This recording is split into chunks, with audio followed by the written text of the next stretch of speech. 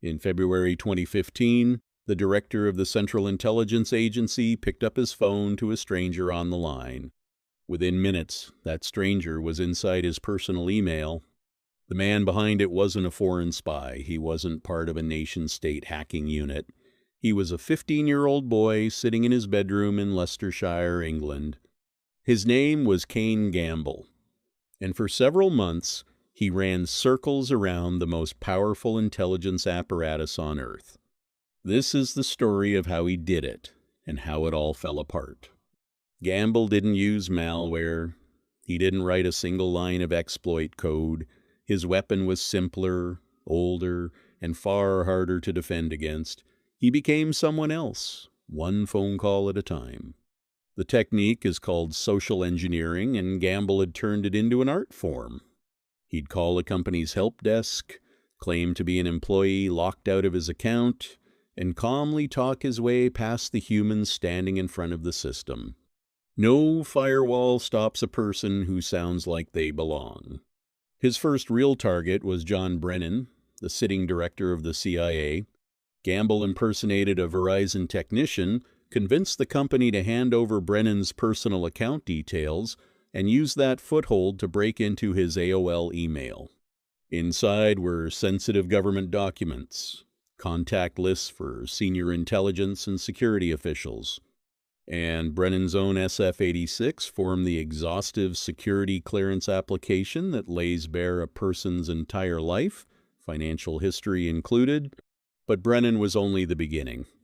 Gamble set his sights on a widening circle of American power, the Director of National Intelligence, the Deputy Director of the FBI, and Homeland Security officials.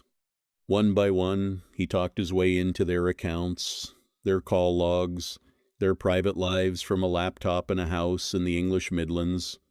And then he crossed a line that turned this from mischief into a federal case. Using stolen credentials, Gamble accessed a law enforcement portal one used to share intelligence across the U.S. government.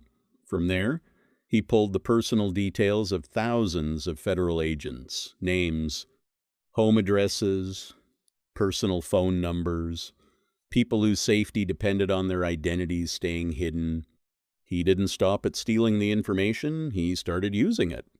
Officials began receiving harassing calls and messages, some of them at home, some of them targeting their families.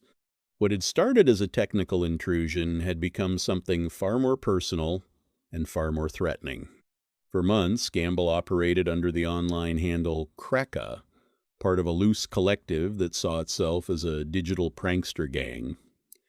But what he was doing had already outgrown that description. This wasn't trolling anymore. This was an unsupervised teenager holding the private lives of America's national security leadership in his hands. The FBI and UK's National Crime Agency were now watching, and the trail led directly back to a house in Colville, Leicestershire. In February 2016, police raided that house.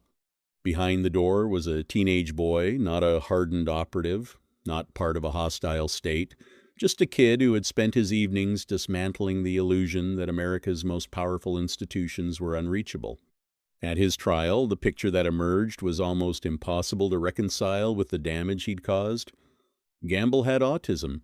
He told the court he'd been motivated by opposition to U.S. foreign policy, specifically drone strikes in the Middle East. Whatever the motive, the scale of the intrusion was undeniable. In April 2018, Kane Gamble was sentenced to 2 years in a youth detention center. No nation-state budget, no elite cyber unit, just patience, nerve, and a phone. The Kane Gamble case became a wake-up call far beyond The perfect story Washington, doesn't need a face. reminder that the most It only needs a sophisticated voice that defense connects. We systems in create the world worlds out of can absolute still be silence, shaping undone every by detail to something as fit the narrative simple as a exactly where art convincing begins. voice on the